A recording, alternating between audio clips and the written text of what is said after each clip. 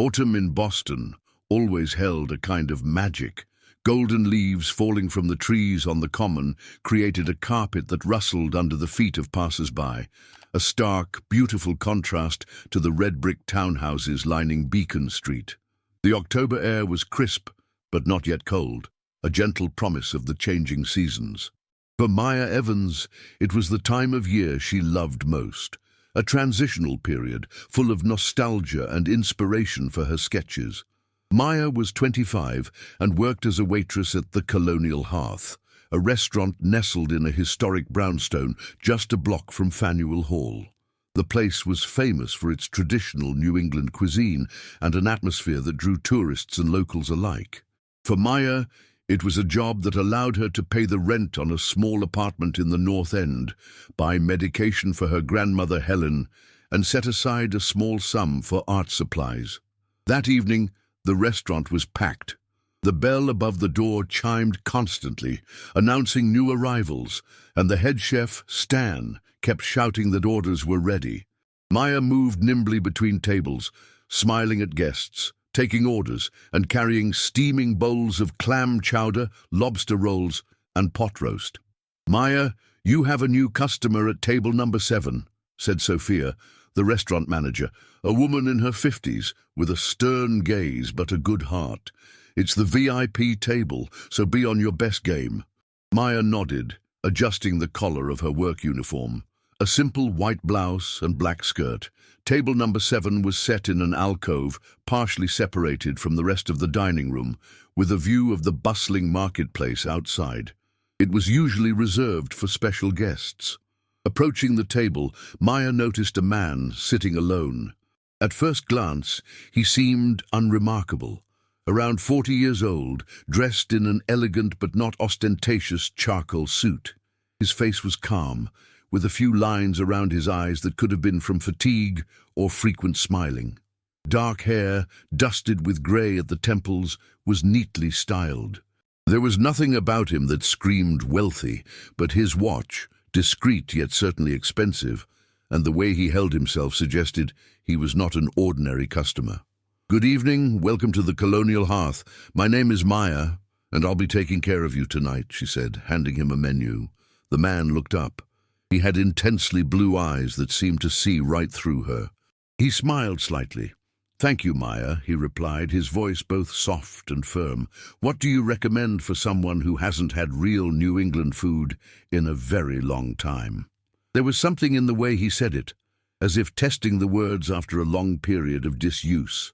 Maya considered for a moment. "Our chef is famous for his New England clam chowder. For the main course, I'd recommend the roast duck with cranberry sauce or the traditional pot roast. It all depends on what you're in the mood for." "In that case, I'll trust your recommendations. The chowder and the duck, please," he decided, closing the menu. "And a glass of red wine, a Cabernet." Maya jotted down the order in her notepad, which was filled not only with orders, but also with small sketches she drew in her spare moments. It was her private passion and a way to de-stress during intense shifts. "I'll bring your wine right away. The chowder will be out in about 15 minutes, she said as she walked away. When she returned with the wine, she noticed the man staring out the window at the view, the illuminated Faneuil Hall marketplace, with its cobblestone streets and historic grandeur. He looked pensive, perhaps even a little sad. "Here you are," she said, placing the glass on the table. "Can I get you anything else?" "No, thank you," he replied, then added, "Have you been working here long?" Maya was used to brief conversations with customers. Some, especially those dining alone, often sought a short interaction to break the silence. "Almost 3 years. It's a good restaurant, and the owners treat us fairly," she answered honestly. "That's a rarity these days," the man smiled faintly. "I'm Ethan Thorne." Maya hesitated. It wasn't customary to introduce herself to guests, but something in his gaze, a genuine interest without a hint of superiority, made her respond. "It's a pleasure to meet you, Mr. Thorne. I'll be back with your chowder shortly." While Ethan waited for his meal, Maya served other tables, but she found her eyes drifting in his direction from time to time. There was something intriguing about him, perhaps the way he observed his surroundings, as if seeing more than others, or the way he gently swirled the wine in his glass, lost in thought. When she brought him the chowder, she noticed he had taken out a laptop and was scrolling through some documents. "I'm sorry to interrupt your work," she said, placing the steaming bowl in front of him. "You're not interrupting," he said, closing the laptop. "Some of us just can't seem to stop working, even during dinner," he added, with a hint of self-deprecation in his voice. The aroma of the chowder filled the air, creamy, rich, with the scent of clams and herbs. Ethan took the first spoonful, and a look of genuine pleasure crossed his face. "This is perfect," he said. "It reminds me of my childhood. My grandmother used to make it just like this." "I'm glad you like it," Maya replied. "Stan, our chef, says the secret is in the fresh clams he gets from the Cape every morning. I'll have to congratulate him." Ethan nodded in appreciation. The evening wore on, and the restaurant slowly began to empty. Maya noticed that Ethan ate slowly, savoring every bite as if trying to hold on to the taste for as long as possible. When she brought him the duck, he commented that he hadn't eaten anything so good in a long time. They were small interactions, nothing special, yet Maya found herself increasingly curious about this mysterious man. During a break, standing by the bar, waiting for an order for another table, Maya overheard Sophia talking to the restaurant's owner, Mr. Adams. "Is that really him?" Sophia whispered. "Ethan Thorne? From that tech company?" "Yes, that's him," Mr. Adams confirmed. "He rarely makes public appearances. I heard he moved back to the States after years abroad. They say his company's worth billions, but he lives a pretty quiet life." Maya glanced discreetly toward table number 7. A billionaire? This quiet man who ate clam chowder and reminisced about his grandmother. It was hard to believe. As the restaurant emptied out even more, Maya had more time to attend to the remaining guests. Ethan was one of the last customers. She approached to ask if he would like dessert. "No, thank you," he replied, "but I would love a cup of tea. Do you have peppermint?" "Of course," Maya said, noticing that the man was looking at her notepad, which she had opened to write down his order. "Are those your drawings?" he asked suddenly, pointing to a sketch in the corner of the page, a small but detailed drawing of a little girl feeding pigeons on the Boston Common. Maya felt her cheeks grow warm. No one usually paid attention to her sketches. "Yes, it's nothing, just doodles when I have a spare moment," she replied modestly. "Those aren't doodles," Ethan shook his head. "You have a talent. This little scene has life in it. You can feel the city." Maya didn't know what to say. She wasn't used to compliments, especially about her art. "Thank you," she said quietly. "I'll bring your tea right away." As she walked away, she could feel his eyes on her. It wasn't the unpleasant kind of stare she sometimes got from other men. This one held interest and respect. When she returned with the tea, Ethan asked, "Are you studying art?" Maya placed the cup on the table. "I studied for 2 years at the Massachusetts College of Art and Design, but I had to drop out," she replied, not sure why she was sharing this information with a stranger. "Family matters." "I understand," Ethan said, and his voice held neither pity nor false sympathy, only understanding. "Life sometimes forces us to make difficult choices."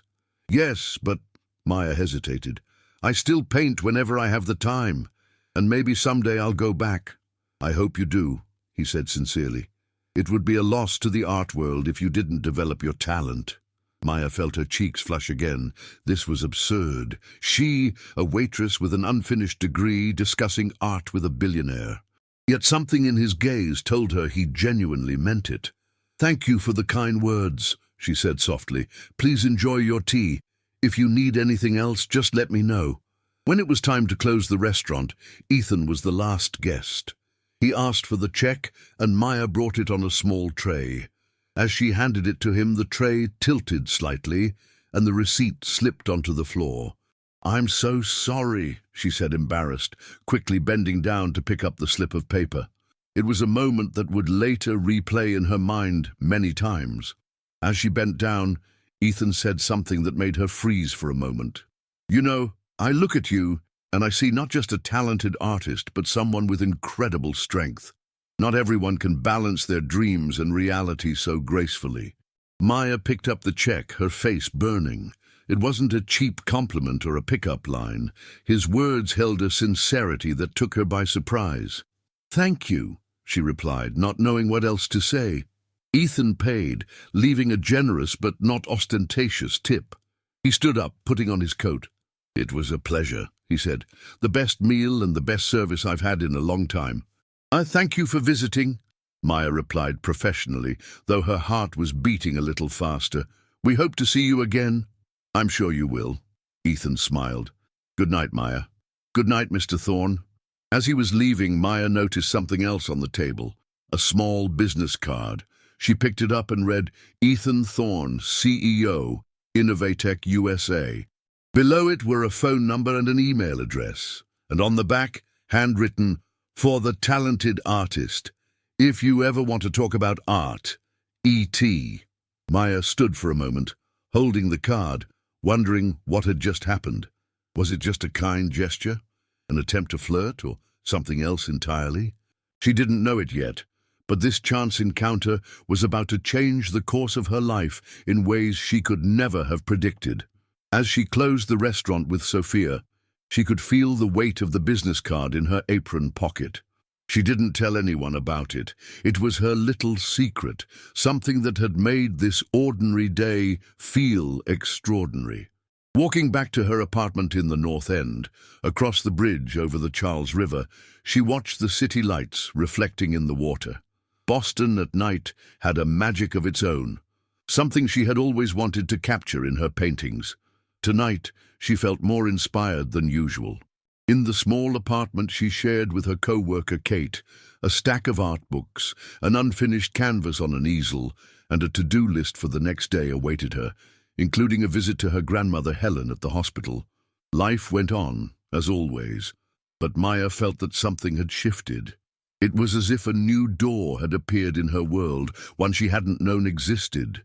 Before falling asleep, she took out the business card one more time and looked at its elegant, simple design. Ethan Thorne. Who was this man, really? And why had he taken an interest in her sketches? With these questions in her mind, Maya drifted off to sleep, unaware that the answers would come sooner than she could have imagined. The morning dawned over Boston, foggy and cool. It was a typical November day, the sun struggling to break through the clouds as the city slowly woke up, wrapped in a blanket of grey. Maya woke early, before her alarm clock went off. For a moment, she lay staring at the ceiling of her small room, replaying the events of the previous evening. Ethan Thorne's business card lay on her nightstand, next to her sketchbook and a half-empty mug of tea. It was just a nice gesture, she thought, getting out of bed. Nothing more. The apartment she shared with Kate was cramped but cozy. 2 small rooms, a kitchen that barely fit a refrigerator and a stove, and a bathroom where it was hard to turn around. But it had its charm. High ceilings, hardwood floors, and large windows overlooking the brownstones of the North End, a neighborhood steeped in history and character. In the kitchen, Kate was already making coffee. She was a year older than Maya, had been working as a waitress at the Colonial Hearth for 4 years, and was studying psychology part-time at Boston University. "Morning, sleepyhead," she greeted Maya, handing her a mug of coffee. "How was your shift last night? I heard you were serving some VIP." Maya took a sip of the hot coffee, wondering what to say. On one hand, she wanted to share her experience. On the other, the business card and Ethan's handwritten note felt personal. "Yeah, some businessman," she finally said. "Ethan Thorne, CEO of a tech company, seemed like a nice guy." "Thorne?" Kate raised her eyebrows. "The Ethan Thorne from Innovatech? Oh my God, Maya, he's one of the richest guys in the country. The company he founded is worth billions. He came back to the States after making it big in Silicon Valley." Maya felt her heart beat faster. She knew Ethan was wealthy, but she hadn't realized the scale of his success. He didn't seem like a billionaire, she said honestly. He was normal, nice. He talked to me about art. Kate looked at her in disbelief. About art? With a waitress? She laughed. Maybe he was looking for a new muse. Those rich guys always have weird hobbies. It wasn't like that. Maya shook her head, feeling a prick of irritation. He noticed my sketches in my notepad and commented on them. That's all. If you say so. Kate shrugged, though a shadow of disbelief still lingered in her eyes. You better hurry if you want to make it to the hospital before work. Maya nodded, finishing her coffee. She had a visit scheduled with her grandmother Helen, who had been at Massachusetts General for 3 weeks. The diagnosis, advanced heart failure, was serious, and the cost of medication and a potential surgery was far beyond Maya's financial means. Helen was the only family she had left after her parents died in a car crash 7 years ago. It was for her that Maya had dropped out of college and started working full-time. As she got dressed, Maya glanced at her canvases leaning against the wall, unfinished paintings she worked on in her spare moments. Cityscapes, portraits of strangers observed in cafes, scenes from Boston life. They were good, she knew, but were they good enough? Ethan's words about her talent still echoed in her ears. The hospital corridor was filled with the usual morning bustle, nurses with carts full of medication, doctors with patient charts, families visiting their loved ones. Maya knew this rhythm by heart after 3 weeks of daily visits. Grandma Helen's room was small, a double, but today the bed next to hers was empty. Helen was sitting up against the pillows reading a book. Despite her illness and age, she was 72. She was still a beautiful woman with sharp eyes and silver hair pinned up in an elegant bun. "Maya, dear," she smiled at the sight of her granddaughter. "So good to see you. Did you bring me a new book?" Maya kissed her grandmother on the cheek, pulling a novel she had bought at a used bookstore on Charles Street from her bag. "Here you go, Grandma. Marilyn Robinson. Just like you like." Helen took the book, stroking the cover tenderly. "Thank you, sweetheart. Reading is the only pleasure I have left in here," she sighed. "Dr. Nowicki was by this morning. He says my numbers aren't improving. He mentioned something about a consultation with a cardiac surgeon." Maya felt a knot in her stomach. A consultation with a cardiac surgeon meant her grandmother's condition was more serious than she was letting on, and open heart surgery for someone her age. "That's a good sign, Grandma," she said, forcing a note of optimism. "It means they're looking for the best solutions." "The best and the most expensive," Helen shook her head. "I know how hard you're trying, Maya, but let's not kid ourselves. An operation like that costs a fortune." "Don't worry about the money," Maya squeezed her grandmother's hand. "We'll figure something out. The most important thing is for you to get better." Helen looked at her granddaughter with a mix of love and sadness. "You should have finished your studies, not be working as a waitress to pay for my treatment," she said quietly. "Your talent—" "My talent isn't going anywhere," Maya interrupted. "I'll have time to paint later. Your health is what matters now." The conversation shifted to lighter topics. Memories from Maya's childhood, gossip about neighbors, the books Helen had read in the hospital. Maya didn't mention Ethan Thorne or his business card. It seemed so far removed from the reality of the hospital room, from the worries about bills and medication. When it was time to leave for work, Maya said goodbye to her grandmother, promising to return the next day. Leaving the hospital, she paused for a moment in front of a bulletin board.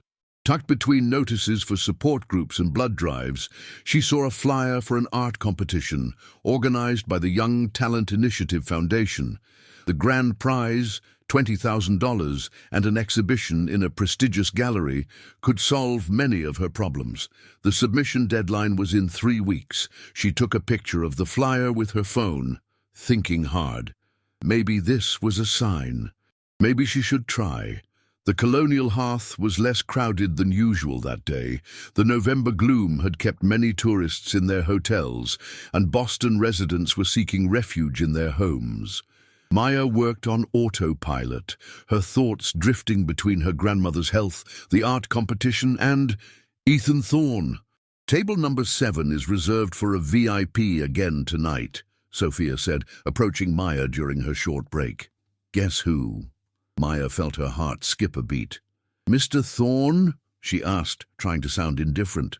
"Exactly," Sophia smiled knowingly.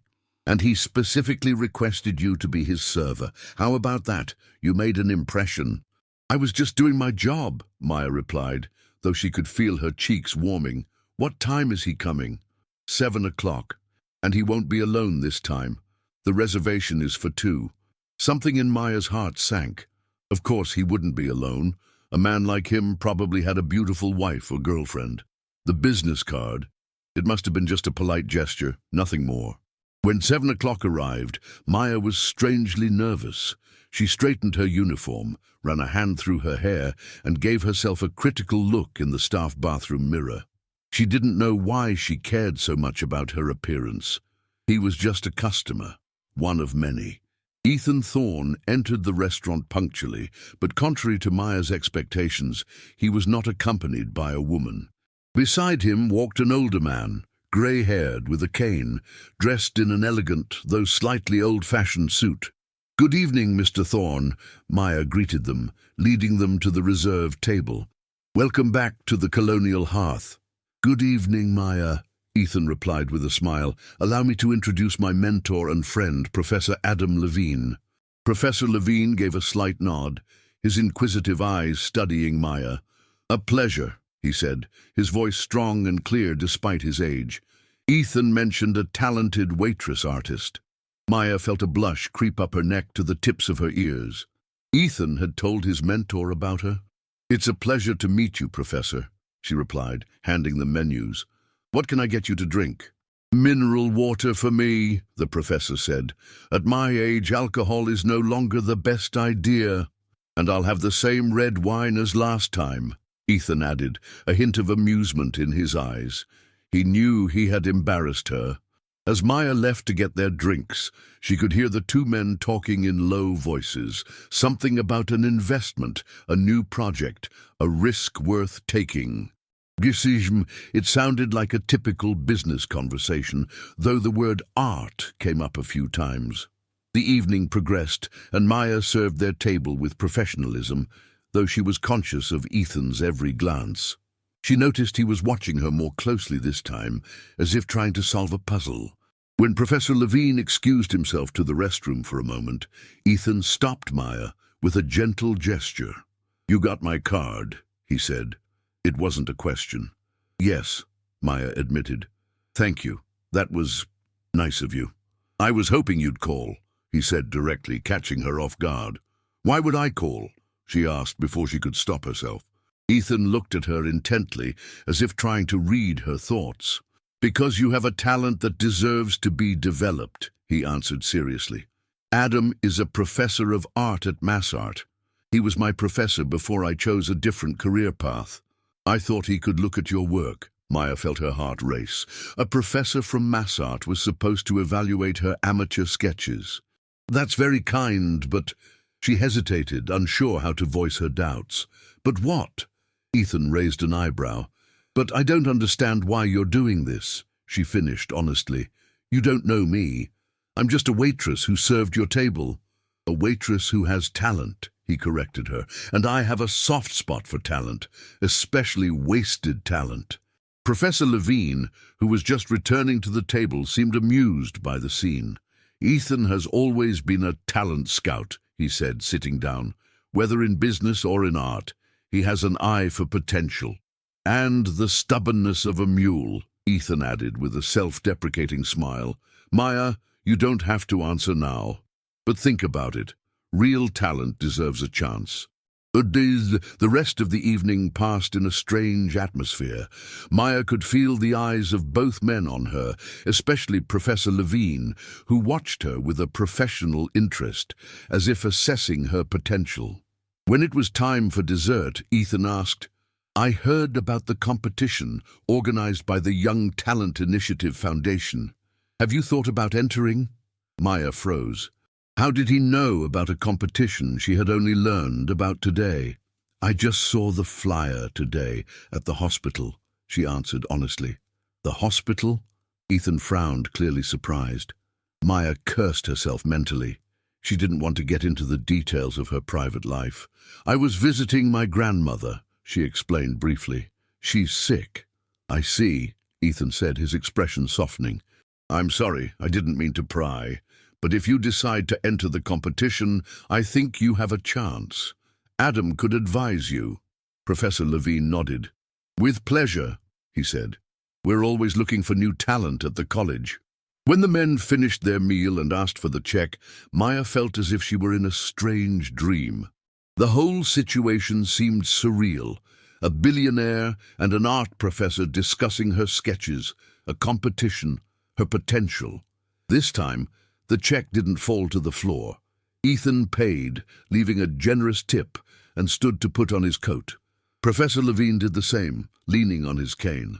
"Thank you for the wonderful service," Ethan said, "and remember my offer.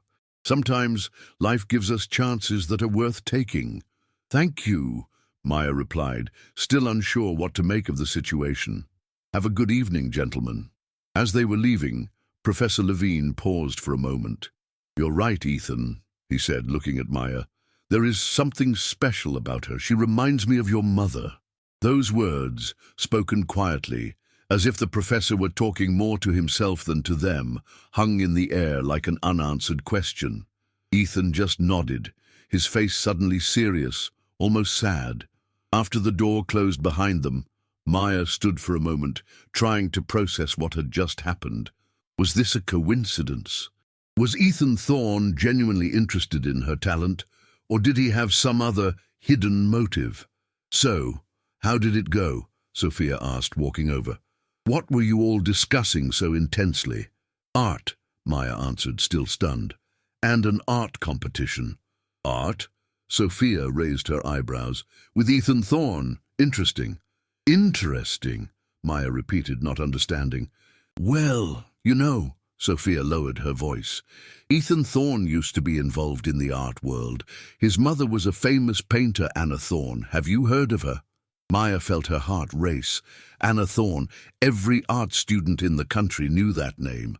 Her paintings, full of emotion and symbolism, hung in the best galleries. She had died young, in an accident, when Ethan was just a teenager. "Anna Thorne was his mother?" she asked in disbelief. "Yes," Sophia confirmed. "A tragic story. Apparently Ethan had talent too, studied at Mass Art, but he gave up art after his mother's death.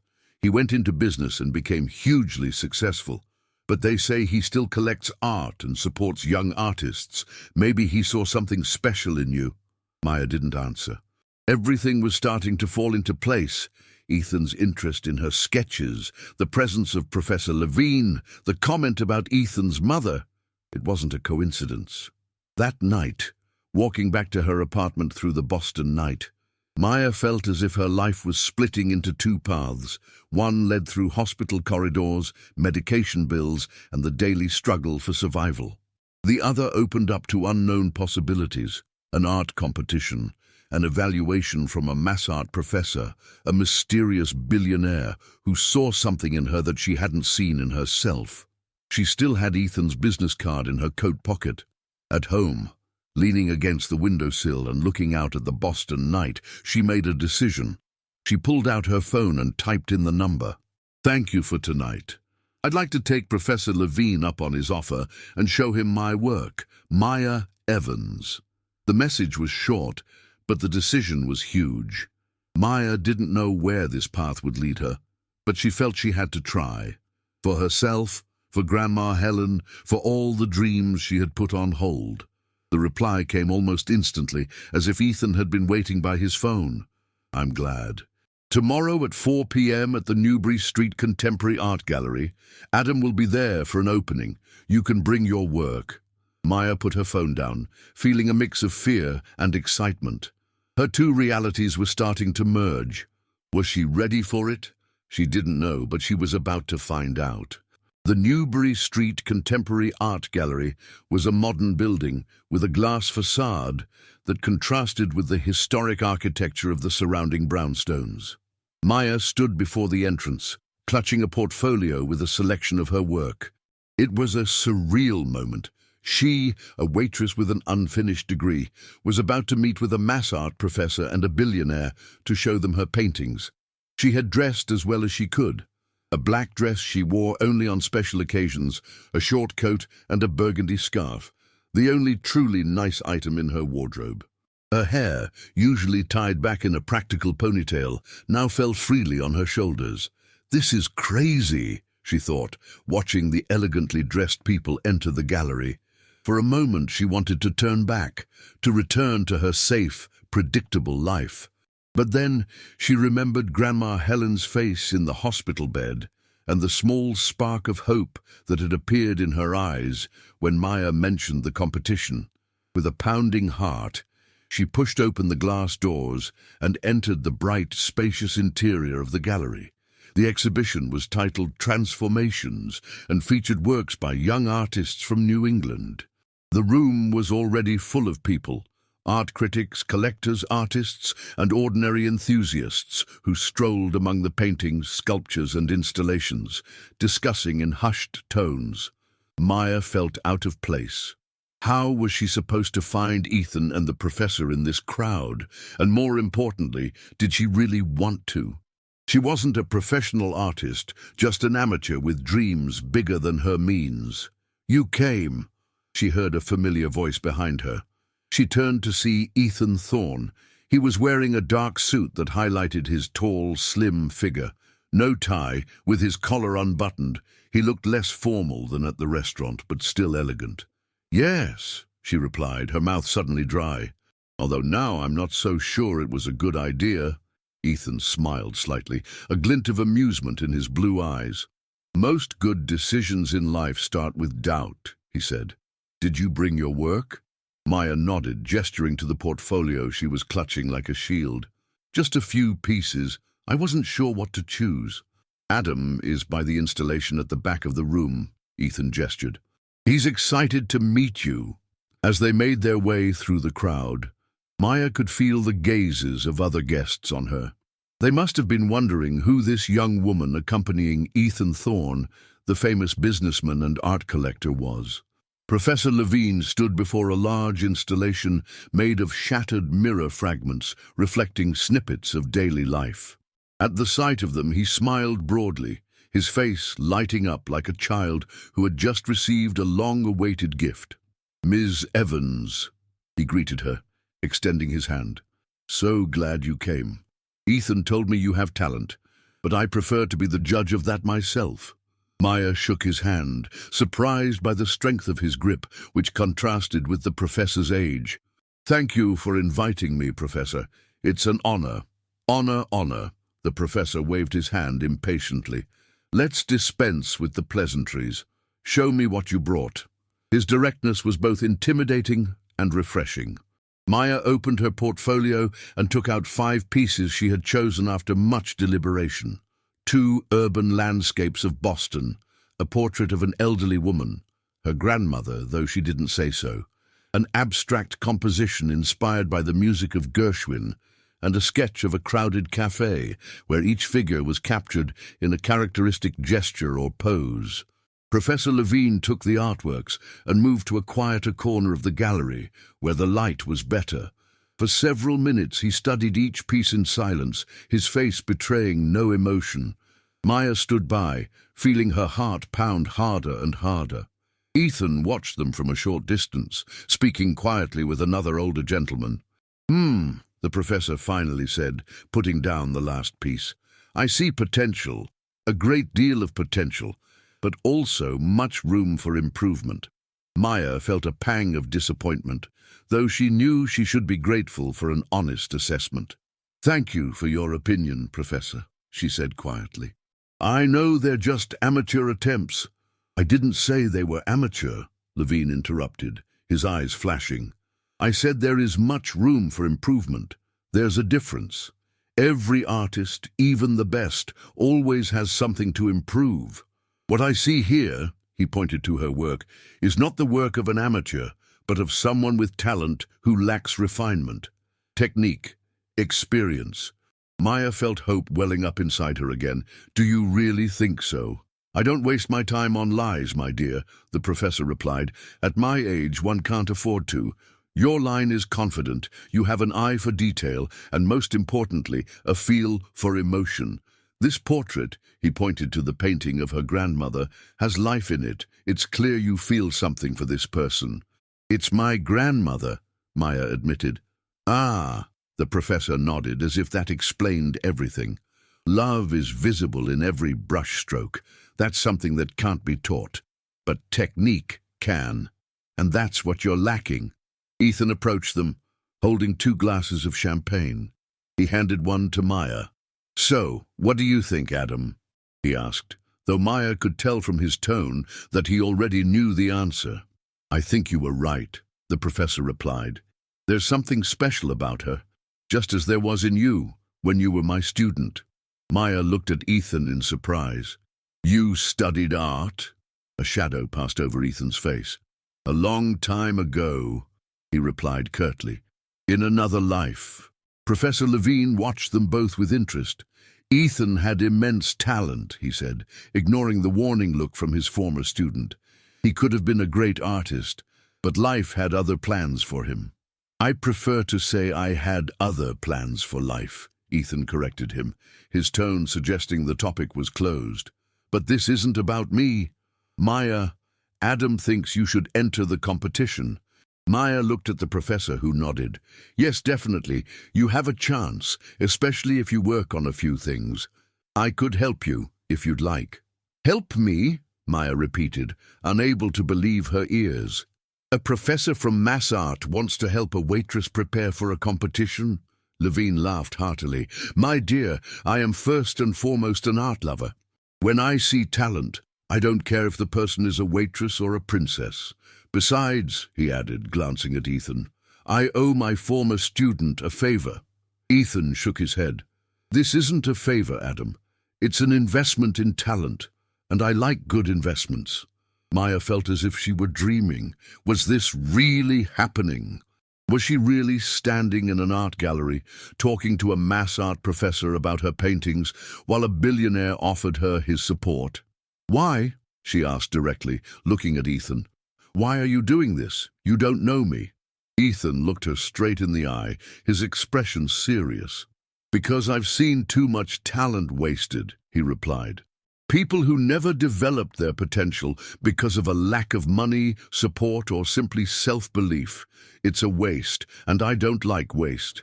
There was something in his voice that told Maya he wasn't just talking about other people. He was talking about himself.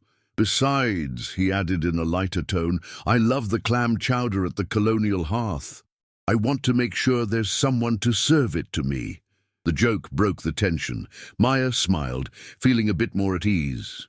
Thank you, she said, looking at them both, for believing in me, for the chance. I don't know if I deserve it, but it's not a matter of deserving, the professor interrupted. It's a matter of talent and work. You have the talent.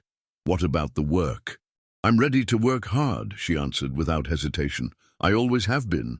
In that case, the professor smiled broadly, I think we have something to do. The competition is in 3 weeks. It's not much time, but if you come to my studio twice a week, we might just prepare something special. Maya felt tears of gratitude welling in her eyes. This was a chance she had never even dared to dream of. I don't know how to thank you, Professor, she said. You'll thank me by winning this competition, Levine replied. And now, if you'll excuse me, I have a few people to greet. I'll call you tomorrow to arrange the details. Ethan has my number. When the professor walked away, Maya was left alone with Ethan. They stood in an awkward silence for a moment, watching the crowd of gallery guests. I don't know what to say, Maya finally admitted. This is all so unexpected, Ethan suggested. Yes, she agreed. It's not every day a waitress meets a billionaire who wants to help her with her art career. And it's not every day a billionaire meets a waitress with such talent, he replied, looking at her work. It goes both ways, you know. Something in his gaze, in the way he looked at her, made Maya feel a strange warmth. It wasn't flirtation or a come-on. It was a genuine interest, an appreciation she had rarely encountered in her life. "I have to go," she said suddenly, remembering her evening shift at the restaurant. "I start work in an hour." "Of course," Ethan nodded. "I'll walk you out." When they left the gallery into the cool November air, Maya noticed a light rain had begun to fall. Without a word, Ethan opened an umbrella and held it over both of them. "Let me get you a cab," he offered, pulling out his phone. "You don't have to," Maya shook her head. "I usually take the T." "Today isn't usually," Ethan replied, already dialing a number. "Today is the beginning of something new." Something in his words made Maya not protest. Indeed, this day was unlike any other. It was a turning point, though she didn't yet know where it would lead. The cab arrived quickly. Before Maya got in, Ethan stopped her with a light touch on her arm. "Maya," he said seriously, "I want you to know one thing. What I'm doing has no hidden motive. I truly believe in your talent, and in you." Maya looked into his eyes, searching for a lie, for hidden intentions, but she saw only sincerity. "Thank you," she said quietly, "for everything." "Don't thank me yet," he smiled. "We're just getting started." As the cab drove away, Maya looked back and saw Ethan standing in the rain, watching her go. It was an image that would stay in her memory for a long time, a tall figure in a dark coat, alone amidst the city bustle. The colonial hearth was exceptionally busy that evening.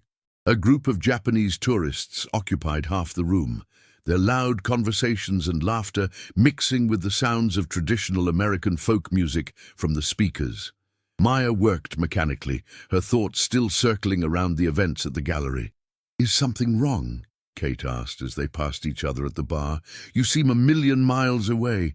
"I'm fine," Maya replied with a slight smile. "Just a lot going on." "Is it about that billionaire?" Kate raised her eyebrows. "Did you see him again?" Maya hesitated. She didn't feel like sharing her experience with Kate, who surely wouldn't understand.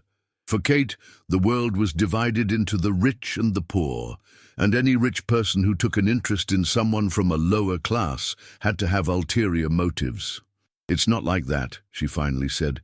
"He's just helping me with an art competition." "Right," Kate rolled her eyes. "And I'm the Queen of England. Be careful, Maya. Guys like him don't do anything for free." Before Maya could respond, Sophia called her to another table.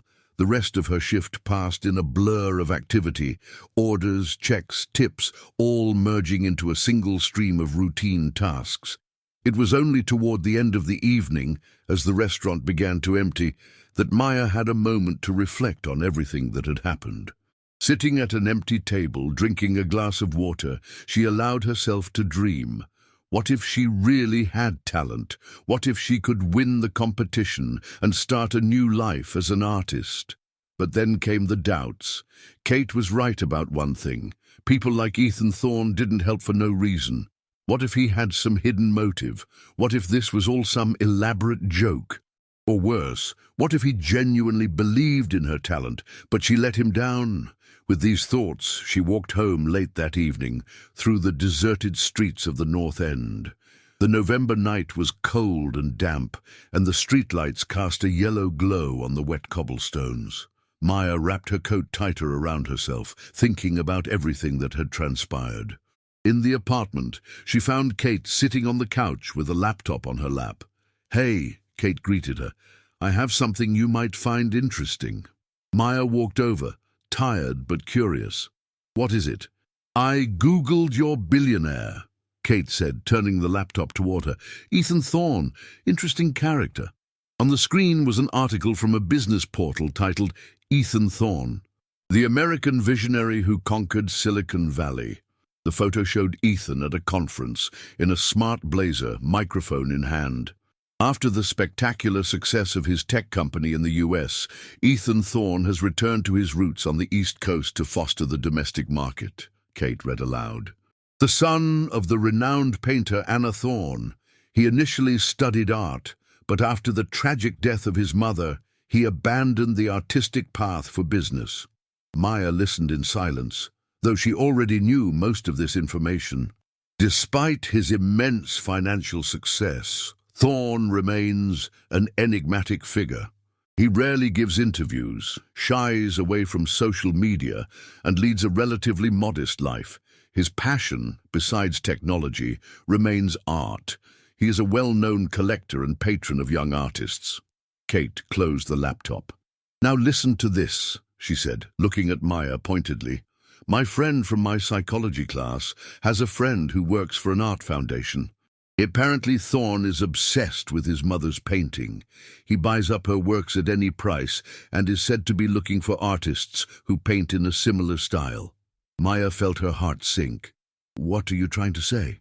"I don't know," Kate shrugged. "Maybe he's looking for someone to carry on his mother's work. Maybe it's some weird way of processing his grief. In any case, something isn't right here. Normal billionaires don't get interested in waitresses for no reason." Maya stood in silence for a moment, processing Kate's words. Was it possible?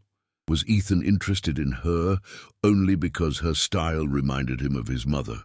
Was this some sick way of honoring Anna Thorne's memory? But then she remembered his sincere gaze when he said he believed in her talent, his thoughtfulness when he ordered her a cab. Professor Levine, who had assessed her work with a professional eye and deemed she had potential. "I think you're overthinking it," she finally said. "Not everything has to have a hidden motive. Maybe he just likes helping young artists." "Maybe." Kate didn't look convinced. "But watch your back, okay? I don't want you to get hurt." Maya nodded, too tired to argue further. She went to her room, where an unfinished painting stood on the easel, a landscape of Boston at dawn that she had been working on for weeks. She looked at it now with different eyes, the eyes of Professor Levine, searching for flaws in technique, in composition. Her phone buzzed, a message from Ethan. "Adam has set the first session for the day after tomorrow, 4 p.m., his studio at MassArt. Does that work for you? P.S. Your work made a big impression on him. On me, too." Maya stared at the message, conflicting thoughts swirling in her head. On one hand, the excitement of the possibilities opening up before her. On the other, the unease sparked by Kate's words. Finally, she replied briefly, "Thank you, that works for me. See you then." Putting her phone down, Maya looked out at the Boston night. Somewhere out there, in one of those elegant apartments, was Ethan Thorne, a businessman who could have been an artist, a man who for some reason had decided to help her. Could she trust him? She didn't know. But she knew one thing. This was a chance that might not come again. A chance for a better life, to realize her dreams, to help her grandmother, and she was going to take it regardless of Ethan's motives. With that thought, Maya went to bed, her dreams a mix of art galleries, Professor Levine's face, hospital corridors, and Ethan Thorne standing in the rain, watching her departing cab. The Massachusetts College of Art and Design was housed in a striking modern building on Huntington Avenue, overlooking the Emerald Necklace. For Maya, who had studied within these walls for 2 years, returning brought a mix of emotions, nostalgia, regret for lost opportunities, but also a new sense of hope. She walked slowly up the wide, polished concrete stairs, passing students with portfolios full of work, talking loudly about projects, professors, and upcoming shows. She had once been one of them, full of dreams and plans, convinced her future was in art. Then life had intervened with its brutal realities, her grandmother's illness, financial problems, the necessity of earning a living. Professor Levine's studio was on the second floor in the north wing of the building. Maya remembered the space, a large, bright room with high windows overlooking the park. As a freshman, she had peeked in with a mix of fascination and fear, knowing that only the best were accepted into the professor's tutelage. The studio door was ajar. Maya knocked gently, feeling her heart race. Come in," she heard the professor's voice. "Don't just stand there like a ghost." Maya pushed the door open and stepped inside. The studio was exactly as she remembered it, spacious, with a wooden floor spattered with paint, walls covered with canvases in various stages of completion, easels set up at regular intervals. The smell of turpentine, oil paints, and freshly primed canvas hit her like a memory from another life. Professor Levine stood by the window, examining a canvas. At the sight of her, he smiled broadly. "Ah, our waitress artist," he called out, approaching her with an energetic stride that belied his age. "Punctual, a good sign." Maya looked around the studio, noticing they were alone. "Good afternoon, Professor," she said, shaking his hand. "Thank you for agreeing to help me." "Enough with the formalities," he waved his hand. "Adam, call me Adam. In art, there's no room for false hierarchies. You either have talent or you don't, and you have it." Maya felt her cheeks flush. "Thank you, Adam. Don't thank me, work," he replied, leading her deeper into the studio. "Did you bring anything new?" Maya nodded, taking a sketchbook and 2 small canvases she had worked on over the past few days from her bag.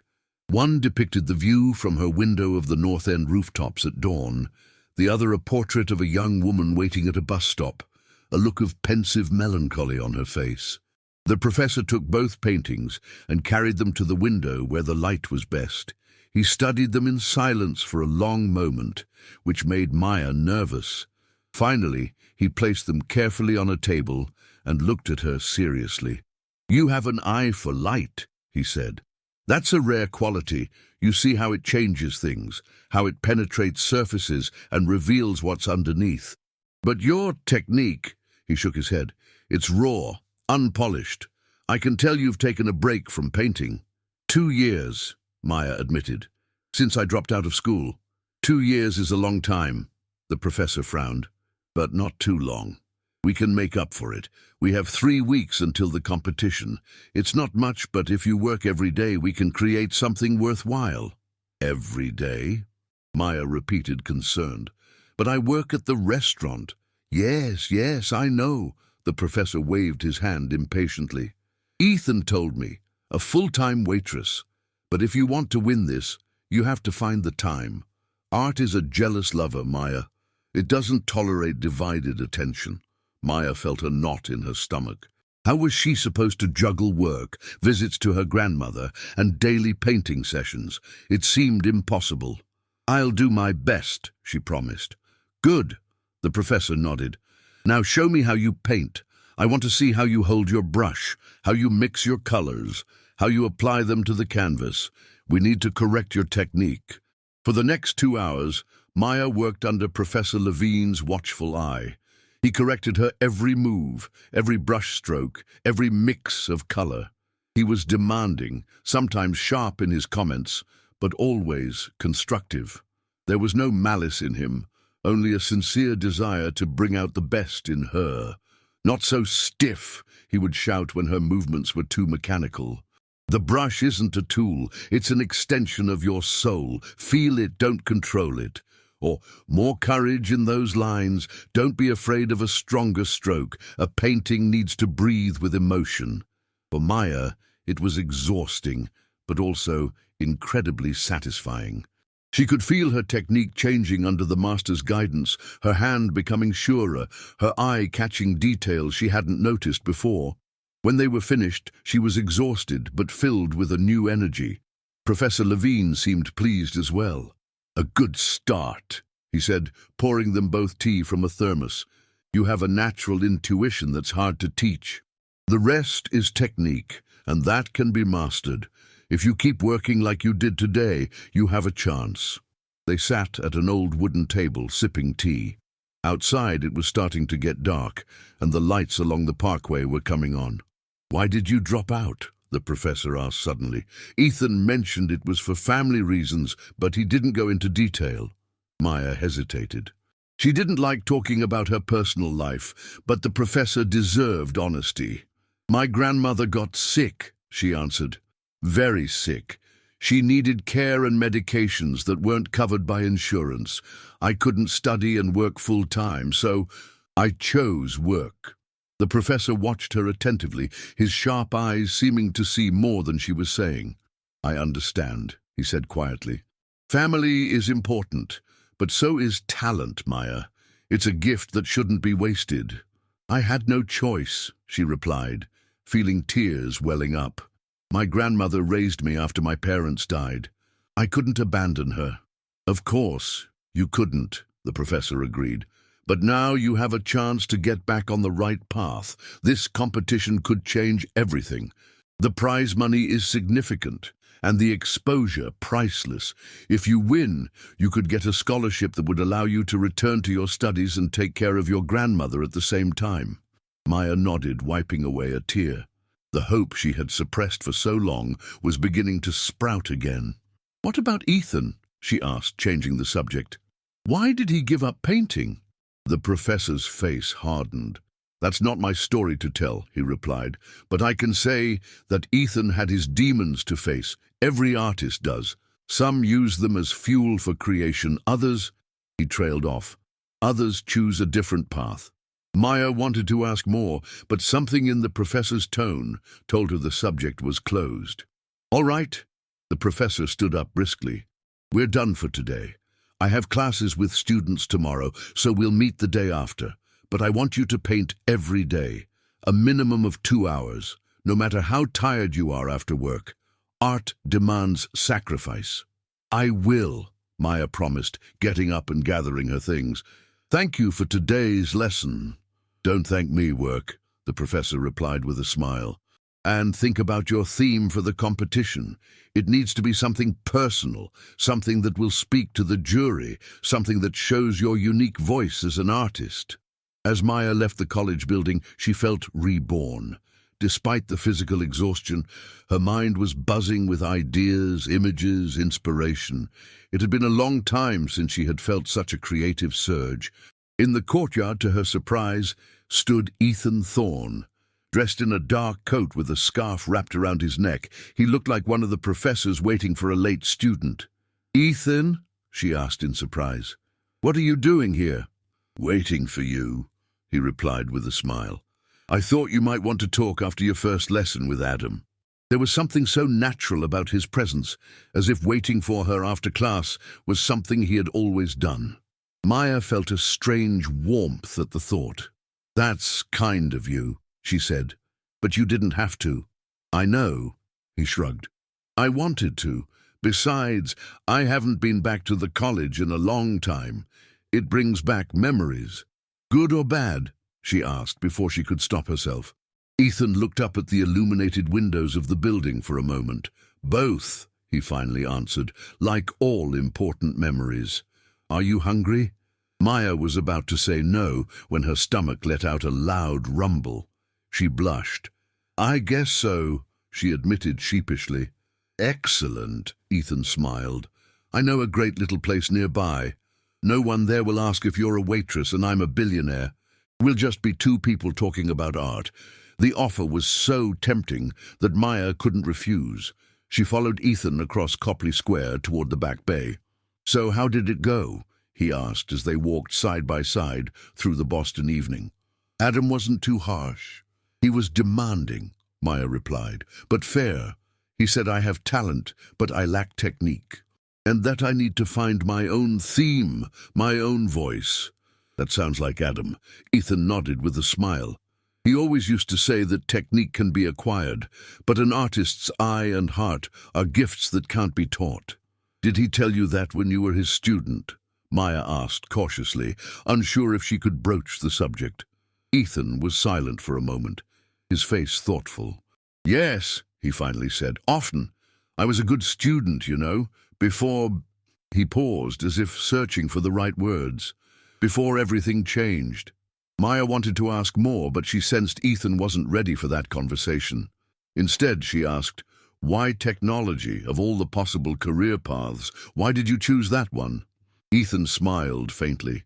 "Because it's also a form of creation," he answered. "A different medium, different tools, but the same process. You have an idea, a vision, and you try to bring it to life. You transform raw material into something new, something that changes the world. In technology, just like in art, it's about solving problems, about finding new ways of looking at things." Maya had never thought of it that way, but his words made sense. Indeed, both an artist and a tech innovator were trying to create something from nothing, to change perspectives, to influence reality. "What about you?" Ethan asked, changing the subject. "What makes you paint? What do you want to say with your art?" It was a difficult question. Maya was silent for a long time, trying to put into words something she felt intuitively. "I want to show what others don't see," she finally said.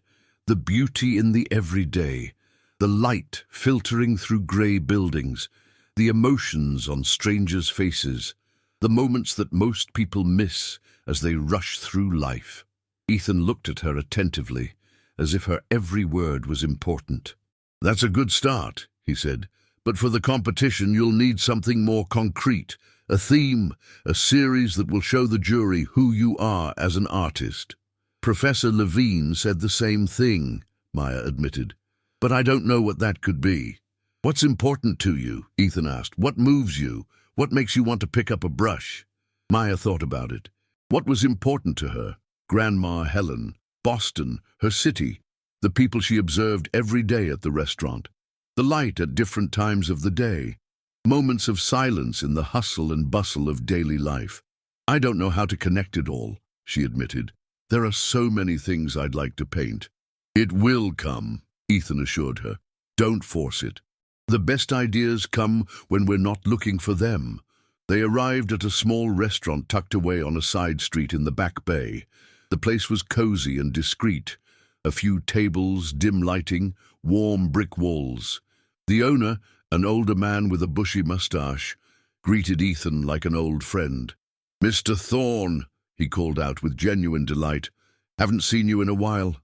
The usual?" "Yes, Henry," Ethan replied with a smile. "And the same for my friend." As they sat at a corner table, Maya looked around with interest. "You come here often?" she asked. "For years," Ethan admitted. "It's one of the few places in Boston where no one cares who you are or how much money you have. All that matters is the food and the conversation." Henry brought them 2 glasses of red wine and a plate of antipasti, olives, cheese, cured meats, bread. "To get you started," he said, winking at Ethan. "The rest will be out in a moment." When they were alone, Ethan raised his glass. "To new beginnings," he said, "and to a talent that demands recognition." Maya clinked her glass with his, feeling a slight dizziness that had nothing to do with the wine. It all seemed so unreal.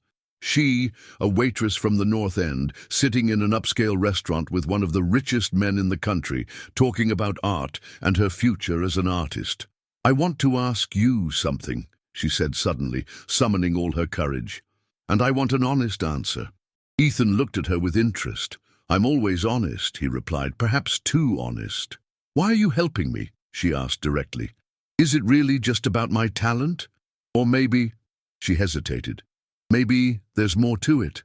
Ethan was silent for a moment, swirling the wine in his glass. His face grew serious, almost sad. "Your talent is real, Maya," he finally said. "That's not up for debate. Endem doesn't waste his time on mediocrities, and he certainly doesn't do it as a favor to me. If he thinks you have potential, you do." "But?" Maya asked, sensing that something was left unsaid. "But yes, there is more to it," Ethan admitted, looking her straight in the eye. "When I saw your sketches at the restaurant, something about them struck me. The way you capture light, how you show emotion through minimal gestures, how you extract the essence of a scene, it reminded me of someone." "Your mother," Maya finished. "Anna Thorne." Ethan seemed surprised. "You know about her?" "Only what every mass art student knows," Maya replied. "That she was a brilliant painter and that she died young." "Yes." Ethan nodded, his expression distant. "She was 42 years old. A car accident. I was a freshman in college at the time." Maya felt a pang of sympathy. She, too, had lost her parents in an accident. She knew how painful that experience was. "I'm sorry," she said quietly. "I didn't mean to bring up painful memories." "It's okay," Ethan smiled sadly. "It was a long time ago, but yes, you're right. When I saw your work, you reminded me of my mother. Not in style. Your approaches are completely different. but that intangible something, that spark she had. You have it too. A silence fell between them, broken only by the sounds of the restaurant. Quiet conversations at other tables, the gentle clinking of silverware, music playing discreetly from the speakers. "So you're helping me because I remind you of your mother?" Maya finally asked, unsure what to think. "No," Ethan shook his head. "I'm helping you because you have a talent that deserves a chance. The fact that you remind me of my mother is just a coincidence, or a sign if you believe in that sort of thing." Maya wasn't sure if she believed him. But his sincerity, the way he spoke about his mother, about her talent, it all felt too genuine to be an act. "What about your talent?" she asked. "Professor Levine said you had the makings of a great artist." Ethan let out a short, mirthless laugh. "Adam always exaggerates," he said. "I had some skill, it's true, but after my mother's death—" He hesitated. "After she died, art became too painful. Every brushstroke reminded me of her. Every painting was an echo of her absence. So I chose a different path." "And you don't regret it?" Maya asked. "Sometimes," Ethan admitted. "In rare moments when I see something beautiful and think, I'd like to paint that. But I've created other things. The company I founded helps people. It creates jobs. That's a form of creation too." Maya nodded, understanding more than he might have thought. She too had had to abandon her dreams for something more practical. The difference was that he had achieved enormous success, and she, well, she was still a waitress. Henry interrupted their conversation, bringing the main course, 2 plates of fragrant mushroom and truffle risotto. The aroma was so intense and appetizing that Maya felt her mouth water. "Enjoy," the host said, leaving with a discreet smile. They ate in silence for a while, savoring the exquisite taste of the dish. Maya had never eaten anything so refined, but she tried not to show her inexperience in such places. "You know," Ethan said after a long moment, "I think this competition could be a breakthrough for you, but regardless of the outcome, I'd like to help you go back to school." Maya nearly choked on her risotto. "What?" she asked once she had caught her breath. "A talent like yours deserves to be developed," Ethan said calmly, as if he weren't offering something extraordinary. "I can arrange a scholarship for you that would cover tuition and basic living expenses, as well as medical care for your grandmother." Maya looked at him in disbelief. It sounded too good to be true. "Why would you do that?" she asked, still unsure of his motives. "Because I can," he answered simply, "and because I believe it's a good investment. Not just financially, though the works of good artists can fetch staggering prices, but primarily an investment in the future of art, in a talent that shouldn't be wasted." Maya felt tears of gratitude filling her eyes. No one had ever offered her such help, such a chance. "I don't know what to say," she whispered. "You don't have to say anything," Ethan smiled. "Just think about it. And for now, focus on the competition. This could be the first step." The rest of the evening was spent talking about art, about Boston, about favorite places and memories. Ethan told her about his years in Silicon Valley, the beginnings of his company, the struggles and successes. Maya shared anecdotes from the restaurant, stories about guests and co-workers. When they left the restaurant, it was late. The moon hung over the spire of the Old North Church, and the cobblestones shone from a recent rain. The air was cool and crisp, full of the scent of autumn. "I'll walk you home," Ethan offered. "You don't have to," Maya shook her head. "I live nearby. Besides, I'm used to walking home alone."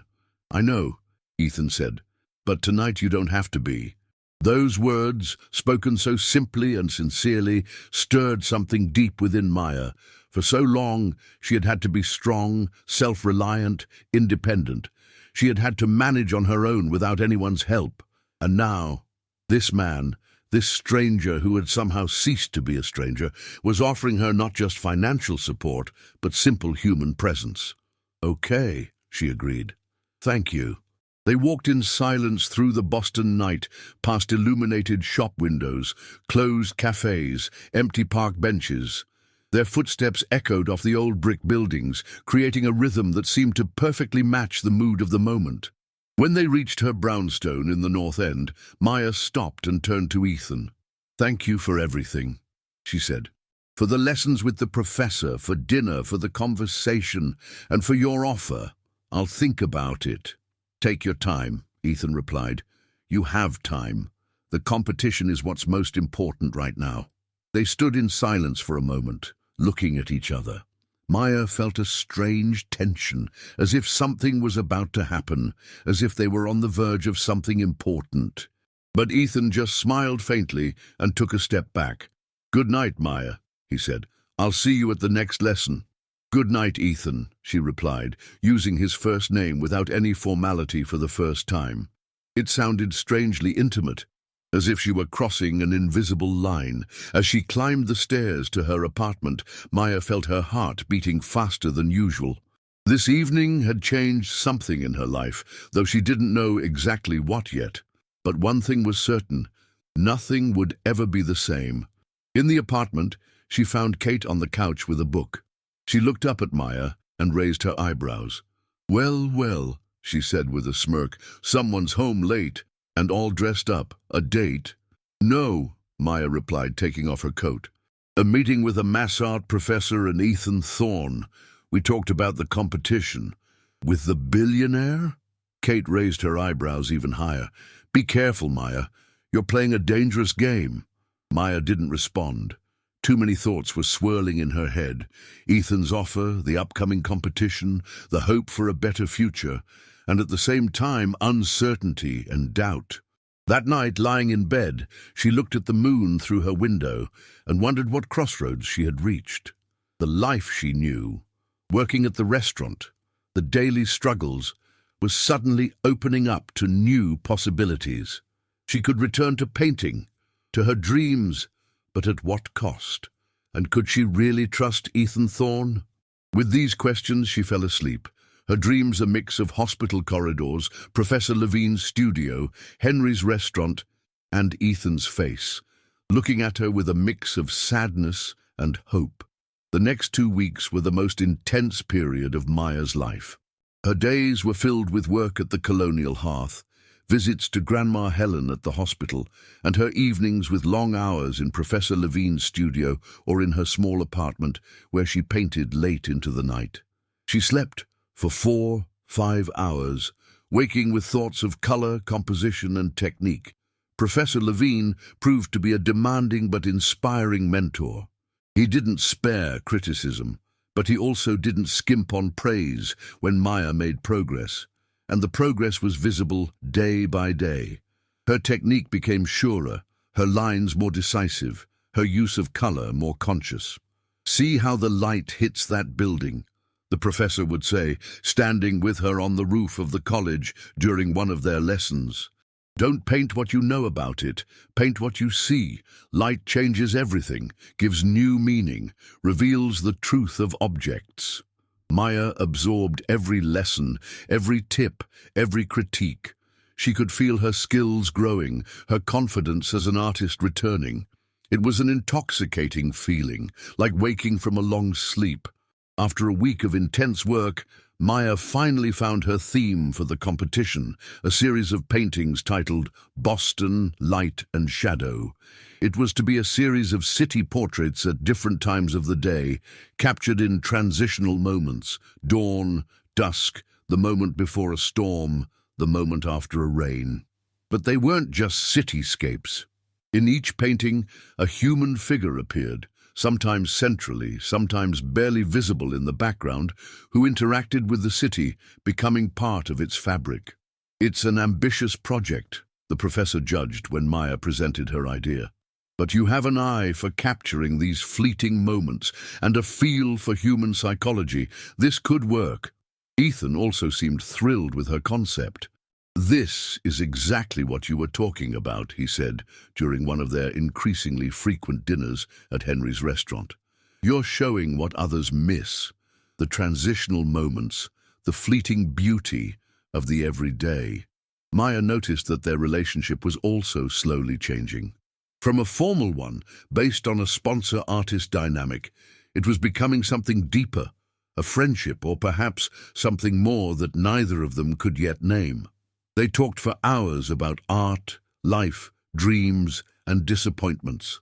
Ethan told her about his years in America, about building his company from scratch, about the loneliness of success. Maya shared memories of her childhood, stories about Grandma Helen, her interrupted studies, and her hopes for the future. "I never thought I'd be talking so openly with a billionaire," she joked during one such evening.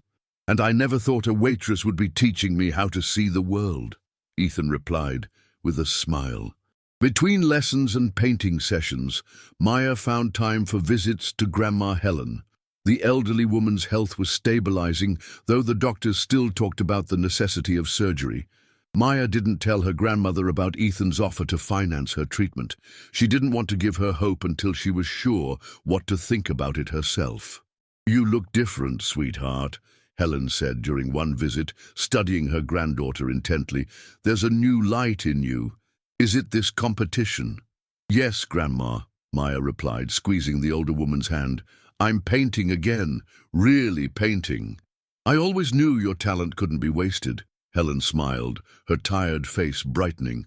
"I'm so proud of you." These words meant more to Maya than all of Professor Levine's praise. They were like a blessing, a confirmation that she was on the right path. At the colonial hearth, they also noticed the change in Maya. Sophia watched her with a mixture of admiration and concern. "You look exhausted but happy," she said one evening. "This competition really means a lot to you, doesn't it?" "It's the chance I've been waiting for," Maya admitted. If you win, I'll lose my best waitress," Sophia finished with mock regret. "But I'll gain an artist friend. I think it's worth it." Kate was less enthusiastic. With each passing day, her suspicion of Ethan's intentions grew. "I don't understand why a billionaire would selflessly help a waitress," she would repeat. "There has to be more to it." "Maybe he just believes in my talent," Maya would reply, growing more irritated with her friend's negative attitude. "Or he sees you as a surrogate daughter, a new muse, or a potential lover," Kate would shrug. "People like him always have hidden motives."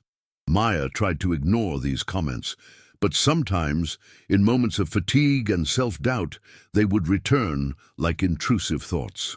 Could she really trust Ethan? Was his support selfless, or did he have some hidden agenda? One of the most emotional moments of these intense 2 weeks was Ethan's visit to Maya's apartment. She needed his opinion on 2 nearly finished paintings from her competition series, and didn't have time to take them to the gallery or the professor's studio. "This is where I live," she said, letting him into the small, modestly furnished apartment. "Sorry for the mess." Ethan looked around the cramped room that served as Maya's bedroom and studio. An easel stood by the window, making the most of the natural light. Sketches and smaller paintings hung on the walls. Tubes of paint, brushes, and sketchbooks were scattered everywhere. "This place has character," he said sincerely. "You can feel that an artist lives here." Maya showed him 2 paintings from the series. The first depicted Faneuil Hall at dawn, as the first passers-by hurried through the empty square, and the morning light gave the old buildings a pinkish hue. In the foreground stood an older man opening his flower shop, his face focused but calm, as if starting a daily ritual that gave him a sense of purpose. The second painting showed the North End in the rain, wet, glistening streets, reflections of neon signs in puddles, people sheltering under umbrellas. In the center was a young woman standing in the rain without an umbrella, her face lifted to the sky, as if the rain were a blessing, not an inconvenience. Ethan looked at both paintings for a long time, saying nothing. His face was unreadable, but his eyes were intense, as if absorbing every detail, every brushstroke. "They're beautiful," he finally said, and Maya heard an emotion in his voice she hadn't expected. "They have truth in them. You've captured the essence of these places, these moments, but above all, the essence of the people you've painted." "Thank you," Maya replied, feeling a blush creep up her neck. "That means a lot to me." "Do you know who the woman in the rain is?" Ethan asked, pointing to the second painting. It's me, Maya admitted. Not physically, it's not a self-portrait, but emotionally, it's me. Ethan looked at her with a new kind of understanding, as if he had just discovered something important. I feel that, he said quietly. The courage to stand in the rain without protection, to let life touch you directly without filters, that's a rare quality. Their eyes met, and for a moment Maya felt as if time had stopped. In Ethan's eyes, there was something more than admiration for her art. There was understanding, warmth, perhaps even something deeper. The moment was broken by Kate's arrival from her classes. She froze for a moment at the sight of Ethan in their apartment, then greeted him coolly. "Mr. Thorne, right?" she asked, sizing him up. "Our local celebrity has told me a lot about you." "It's a pleasure to meet you," Ethan replied with a polite smile, though Maya noticed his posture became slightly more formal. "Maya was showing me her work for the competition. She has great talent." "Yes, talent," Kate smiled, but without warmth. "Lucky you have such a good eye to spot it, and such a good heart to help so selflessly." Maya wanted to sink through the floor. Kate's sarcasm was so obvious that even Ethan must have felt it. "It's not entirely selfless," he replied calmly. "Supporting talent is an investment in the future of art, and I like good investments." Kate raised her eyebrows, as if her worst suspicions had just been confirmed. "Investments, of course," she said. "Well, I'll leave you two alone with your investment." And she went to her room, closing the door a little louder than necessary. "I'm sorry about her," Maya said, embarrassed. "Kate is protective of you," Ethan finished. "It's good to have friends like that. I think she just doesn't understand." "Doesn't understand what?" Ethan looked at her searchingly. Maya hesitated. What didn't Kate understand? The relationship between her and Ethan? Maya wasn't sure how to define it herself. "That your help doesn't have hidden motives," she finally replied. Ethan looked at her in silence for a moment, as if weighing his words. "And are you sure it doesn't?" he asked quietly. Maya felt her heart race. "What do you mean?" "Maya," Ethan took a step toward her. "I'm not a saint. I'm helping you because I believe in your talent, that's true, but also because," he hesitated, "because there's something about you that draws me in. Your honesty, your way of seeing the world, your courage." Maya didn't know what to say. Ethan's words hung between them like a question she wasn't ready to answer. She began, but trailed off, not knowing how to express her feelings. "You don't have to say anything." Ethan took a step back, giving her space. "This isn't the right time. You have a competition to focus on. Your grandmother is sick. Your life is at a turning point. The last thing you need is complications." Maya nodded, grateful for his understanding.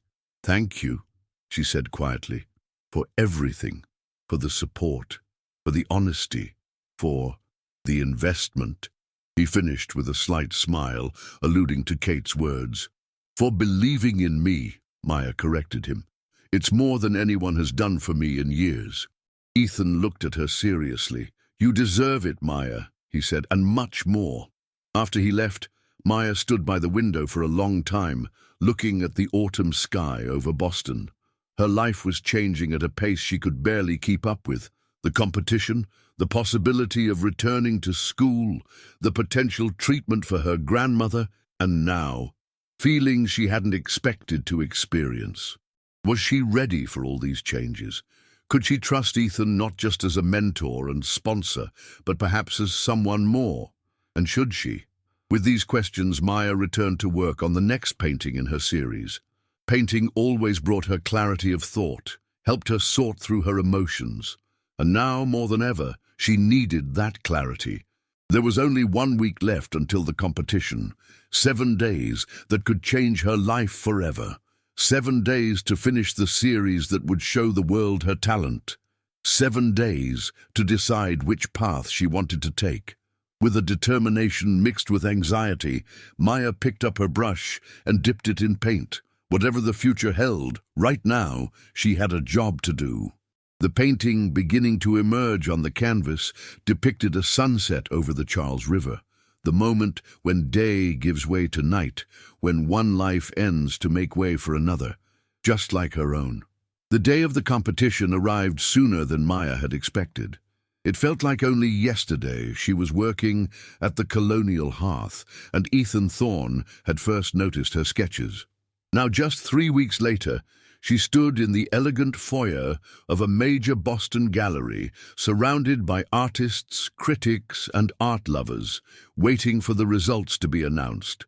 Her series, Boston Light and Shadow, consisted of 5 paintings that Professor Levine had helped her select from the 10 she had painted during those intense weeks.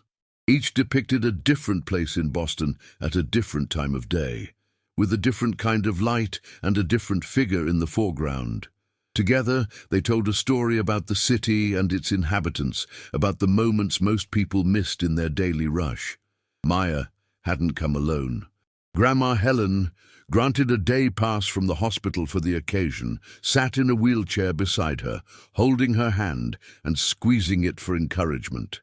Professor Levine stood slightly apart, talking with other jury members. He had clearly recused himself from judging her work to avoid a conflict of interest. Kate had come too, despite her doubts, dressed in her best dress and trying not to look too impressed by the surroundings. The only person missing was Ethan. He had promised to come, but was running late, which was unlike him.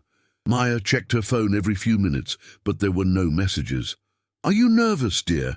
Grandma Helen asked, looking at her granddaughter with affection. "A little," Maya admitted, trying to smile. "It all feels so unreal."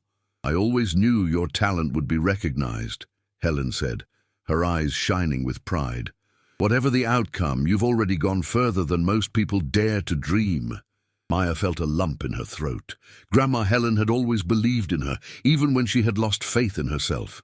It was for her that she had dropped out of college, for her that she had worked as a waitress. And ironically, it was through that job that she had met Ethan and gotten a second chance. "Maya," she heard a familiar voice behind her. She turned to see Ethan making his way through the crowd. He was impeccably dressed in a dark suit, but his face betrayed a sense of urgency and haste. "I'm sorry I'm late," he said, reaching her. "I had an important meeting that ran over." "It's okay," Maya replied, her heart quickening at the sight of him. "They haven't announced the results yet." Ethan gave a slight bow to Grandma Helen. "You must be Maya's grandmother," he said with a smile. "I see the resemblance, the same wise eyes." Helen studied him for a moment, then smiled faintly. "And you must be the mysterious billionaire who discovered my granddaughter's talent," she replied. "Maya has told me a lot about you." "I hope all good things," Ethan winked at Maya.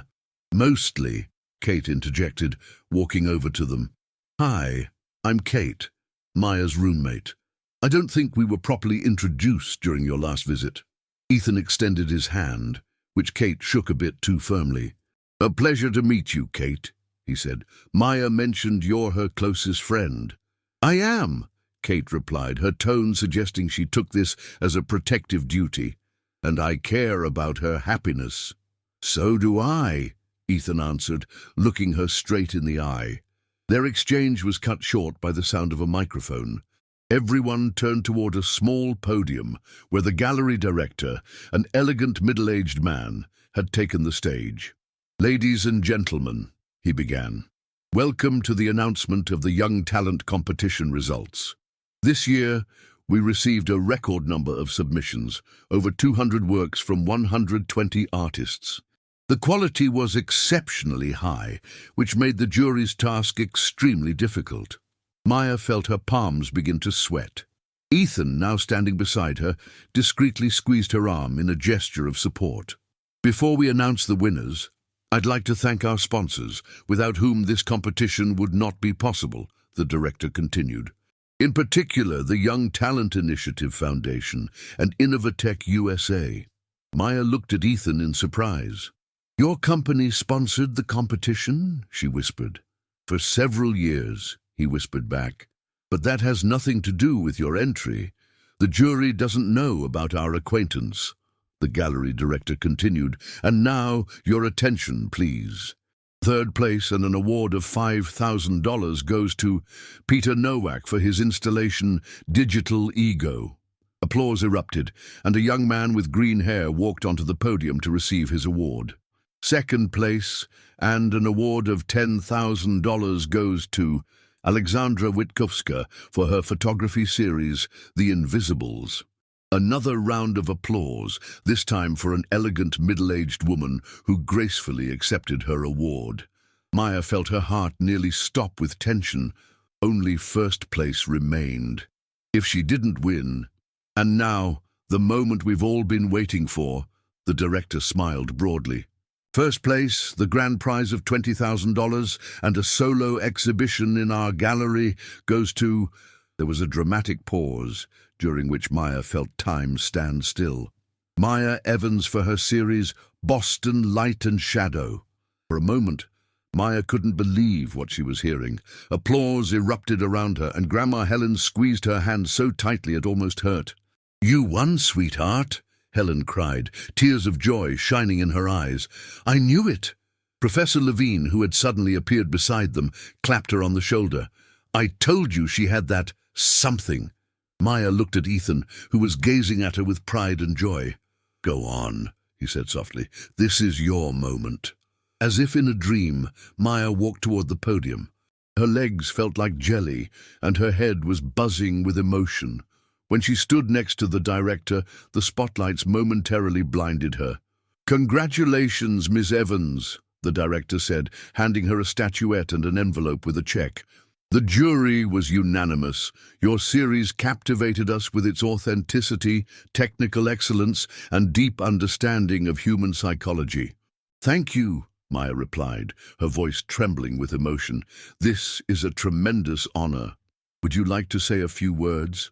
The director gestured to the microphone. Maya hadn't prepared a speech. She hadn't believed she could win. But standing there, looking at the faces before her, her proud grandmother, Professor Levine, Kate, who despite all her doubts was clapping the loudest, and Ethan, whose eyes said more than words, she knew exactly what she wanted to say. "This award means more to me than I can express," she began. "Just a month ago, I was a waitress who had given up her dream of being an artist due to life's circumstances. Today, I'm standing here because of the people who believed in me. My grandmother Helen, who always supported my passion, even when it meant sacrifices. Professor Levine, who saw potential in me and helped me develop it. She hesitated, looking at Ethan. And a man who happened to see my sketches in a waitress's notepad and gave me a second chance. Without you, I wouldn't be here. This award belongs to all of you." The applause that followed her words was even louder than before. Maya descended from the podium on weak knees, still not fully believing that any of this was real. The rest of the evening passed in a haze. Congratulations, hugs, interviews with local media, a glass of champagne with the jury members. Maya answered questions, smiled and said thank you, but all the while she felt as if she were watching it all from the outside, as if it were happening to someone else. It was only when the ceremony ended and most of the guests had left that Maya had a moment to truly feel her victory. She stood before her paintings, which were now displayed in the gallery's main hall, looking at them with new eyes. The eyes of a recognized artist, not a waitress with dreams. "They're beautiful," she heard Ethan's voice beside her. "They always were, but now in this setting, you can see their true power." "Thank you," she said quietly, "for everything. I never would have made it here without you." "You would have," he replied with conviction. "Maybe later, maybe by a different path. But talent like yours always finds a way to reveal itself." They stood in comfortable silence for a moment, looking at the paintings. Maya felt that something between them had changed, as if they had crossed an invisible boundary. She was no longer a waitress he wanted to support, or even a budding artist he wanted to promote. She was his equal, with her own success, her own path. "What now?" Ethan asked, looking at her from the side. "Now," Maya took a deep breath. Now I need to take care of my grandmother. This award will cover the cost of her surgery, and then I'd like to go back to school to finish what I started." "That's a good plan," Ethan nodded. "And my offer still stands, if you need it." "I know," Maya smiled, "and I appreciate it. But I think I'd prefer to try on my own terms, at least for now." Ethan looked at her for a moment, then smiled with appreciation. "I understand," he said. "And I respect that. But there's one more thing I want you to know." "Yes?" Maya looked into his eyes. "What I said in your apartment, about there being something about you that draws me in." He hesitated. "That had nothing to do with your talent or my support. It was about you, Maya, about you as a person." Maya felt her heart race. For the past few weeks, she had tried not to think about this aspect of their relationship, focusing on the competition, her grandmother, her artistic future. But now, with all of that resolved, she could no longer ignore the feelings that had been growing between them. "I know," she replied softly, "and I feel the same way. But everything has happened so fast. I need time to understand who I am now, as an artist, as a granddaughter, as a woman." "We have time," Ethan smiled, and his eyes held a calm certainty. "Let's not rush. We have our whole lives ahead of us." Maya nodded, a warmth spreading through her chest. Whatever the future held, she knew that this moment, this night, this success, it was just the beginning. As they left the gallery into the Boston night, Maya paused for a moment to look up at the sky. The stars shone brightly over the old city, and the moon cast a silver glow on the steeple of the Old North Church. The same moon, the same stars she saw every night walking home from the restaurant to her small apartment. And yet, everything was different. She was different. Grandma Helen, in the wheelchair that Ethan was pushing with a gentleness unexpected in a man of his stature, looked at her granddaughter with affection. "What are you thinking about, dear?" she asked. "About light and shadow," Maya replied with a smile. "And about how sometimes you have to walk through the shadow to see the true light."